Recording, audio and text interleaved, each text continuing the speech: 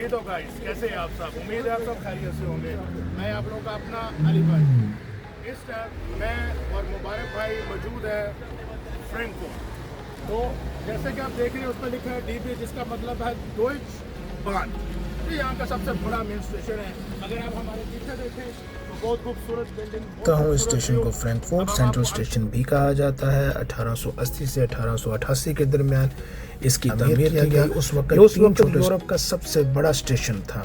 18 अगस्त 1888 में इसको बज़ाब्ता तौर पर खोल दिया गया और आज के दौर में यह जर्मन का मशहूर और मसरूफ 3 स्टेशन है। और चलते चलते देख रहे हैं ये कितना बड़ा स्टेशन है। इस स्टेशन से तकरीबन यूरोप में हर सिटी में हर मुल्क में ट्रेन जाती है।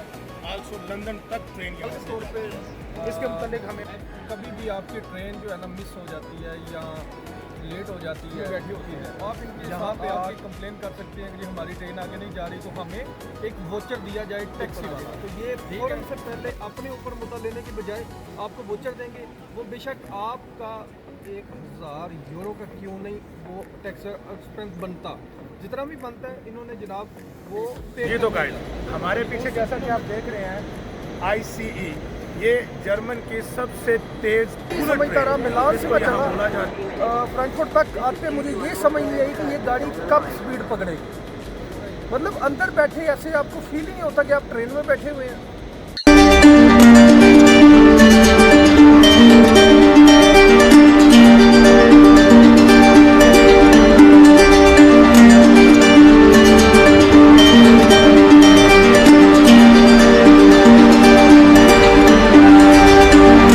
तो गाइस कैसे हैं आप सब। उम्मीद है आप सब खैरियत से होंगे। मैं आप लोगों का अपना अली भाई। इस टाइम मैं और मुबारक भाई मौजूद है फ्रैंकफर्ट। तो जैसे कि आप देख रहे हैं उस पर लिखा है डीपी, जिसका मतलब है डॉइच बान। ये यहाँ का सबसे बड़ा मेन स्टेशन है। अगर आप हमारे पीछे देखें तो बहुत खूबसूरत बिल्डिंग, बहुत खूबसूरत व्यू। अब हम आपको अंदर लेके चलते हैं स्टेशन में और आपको दिखाते हैं कि ये अंदर से कितना बड़ा है। तो अंदर चलते चलते गाइज मैं आपको इस स्टेशन के मतलब कुछ इन्फॉर्मेशन देता हूँ। इस स्टेशन को फ्रैंकफर्ट सेंट्रल स्टेशन भी कहा जाता है। 1880 से 1888 के दरमियान इसकी तमीर की गई। उस वक्त 3 छोटे स्टेशनों को मिला के इस एक बड़े स्टेशन को तामीर किया गया। ये उस वक्त यूरोप का सबसे बड़ा स्टेशन था।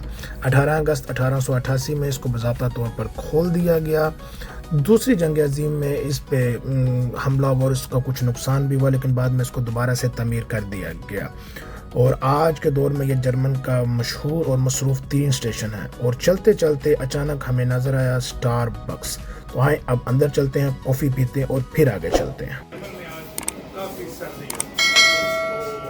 तो जैसे हम स्टेशन में एंटर हुए हमें स्टारबक्स नजर आए, तो सबने प्लान किया कि पहले हम स्टारबक्स पियेंगे, कॉफ़ी पियेंगे, ताकि अंदर थोड़ी पेट जाए।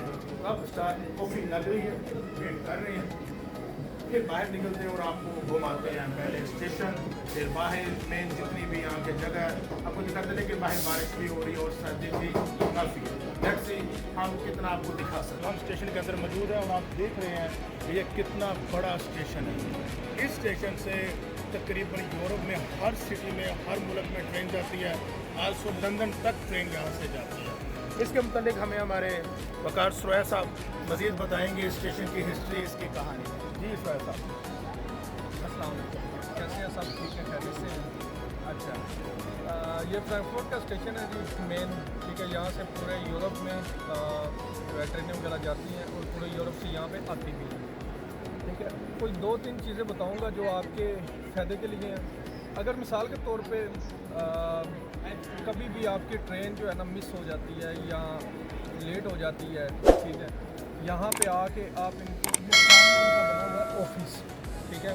नॉर्मल 1-2 बंदा बीच में बैठे होते हैं, तो आप इनके साथ आके कंप्लेन कर सकते हैं कि हमारी ट्रेन आगे नहीं जा रही, तो हमें एक वोचर दिया जाए टैक्सी वाला, ठीक है। क्योंकि मेरा खुद पेशा टैक्सी से रिलेटेड है, तो जिसकी वजह से मुझे इन चीज़ों का पता है, तो मैंने कहा चलो आपके लिए थोड़ी सी आगाही करते हैं। तो वैसे नॉर्मल तो ये इनकी कोशिश ये होती है कि सर आप यहाँ पे होटल ले लें, तो आप मतलब यहाँ सुबह 4 बजे ट्रेन आएगी वो आप ले लें। आपने कोशिश ये करनी है कि भाई देखें कुछ ना कुछ इंसान का मतलब सोच में भी होता है कि यार मैंने मतलब कैसे करना है।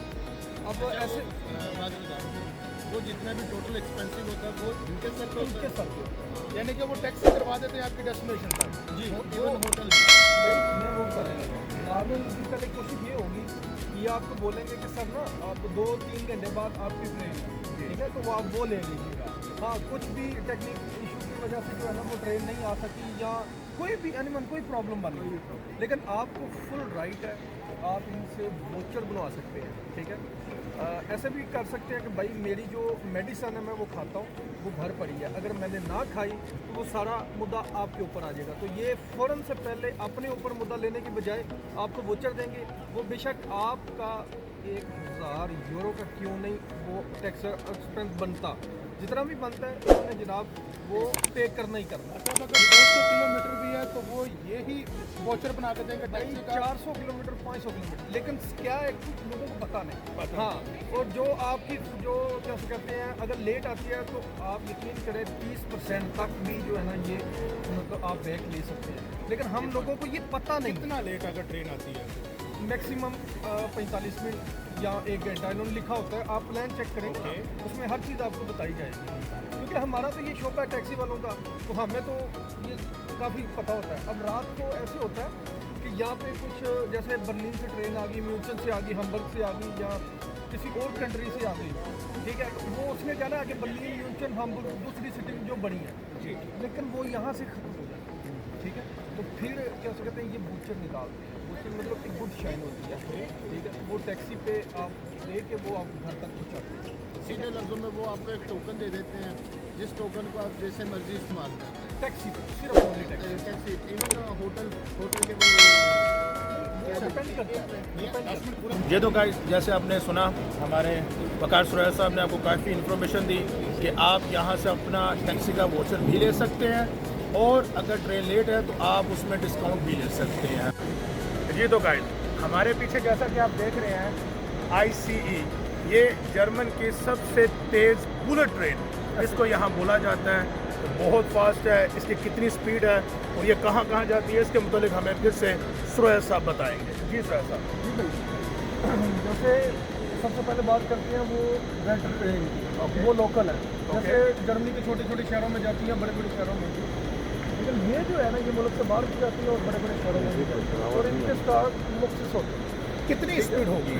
मैक्सिमम आप समझ लें कि 250 से 300 तक, कम से कम जो है ना 250 से 320 तक तो मैंने इसको नोट किया, ठीक है, क्योंकि बाद वो होता है ना आप वो एक ऐप होती है उसमें आप स्पीड जजमेंट कर सकते हैं, 320 तक तो इसका मैंने चेक किया हुआ है। लेकिन इसके अंदर बैठ के आप यकीन करें कि मैं पहली दफ़ा बैठा तो मैं यही समझता रहा, मिलान से मैं चला फ्रैंकफर्ट तक आते मुझे ये समझ नहीं आई कि ये गाड़ी कब स्पीड पकड़ेगी।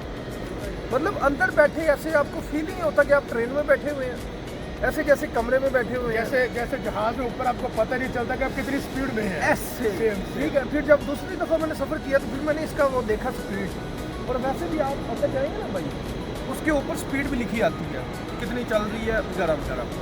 तो सुरैया साहब ये कितनी कोई एक्सपेंसिव टिकट है इसकी? अगर एक आम आदमी इसकी टिकट बाई कर सकता है? जी बिल्कुल बाई कर सकता है, यानी कि ये ज़्यादा एक्सपेंसिव नहीं है? इतना एक्सपेंसिव नहीं है, लेकिन कुछ ऐसी चीज़ें होती हैं जैसे मैं बताना पसंद करूँगा कि जर्मनी में एक कार्ड है, ठीक है, जो मंथली का होता है, वो कम से कम 40 से 50 यूरो में वो मिल जाता है, लेकिन वो लोकल ट्रेन हो गया। ओके। वो इसलिए क्योंकि इन्होंने बढ़ती जो ट्रैफिक है ना उसको मैनेज करने के लिए, तो लोग काम पे जाते हैं तो वो गाड़ियाँ निकाल लेते हैं वगैरह वगैरह, कम से कम ट्रैफिक हो, तो वो भी लोगों की जो है ना मिसाल के तौर पे जो कोई फ्रैंकफर्ट आता है, जैसे मैं फ्रैंकफर्ट पे आता हूँ तो मेरा कम से कम 200-300 खर्चा शायद इससे ऊपर भी आ जाता है टंग से पूरा तेल का। अगर मैं ट्रेन भी आता हूँ तो वही 40-50 जो है वही खर्चा है ना जी, और टाइम की भी बचत है। टाइम की भी बचत, और बाज़ दफ़ा एक प्रॉब्लम भी है, बाज़ दफ़ा ये डिले भी हो जाती है, और दूसरी बात ये है कि मतलब आती भी नहीं, लेकिन वो कम चार्ज ये हो गया। और रही बात इसकी थोड़ी सी वजाहत ज़रूर करना चाहूँगा, जैसे मिसाल के तौर पर आप इसकी टिकट बुक करते हैं और जैसे मैंने आपको बता दिया कि इनका जो ऑफिस बना हुआ है उसमें आपके लिए काफ़ी मतलब जो है ना ऐसी चीज़ें हैं जो आप रिफ़ंड से ले सकते हैं। ठीक हो गया भैया?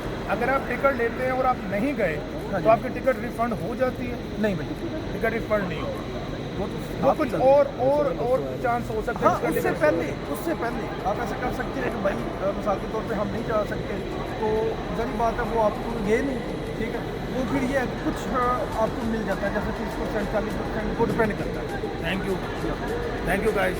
अगर आपने हमारा ये वीडियो यहाँ तक देखी है तो काइंडली इसको लाइक करें, चैनल सब्सक्राइब करें और कमेंट करें। और पीछे वो रहा स्टेशन का नाम। ओके, कुछ व्यू काइंडली आप थोड़ा जूम करके नाज़रीन को दिखा दें काइंडली।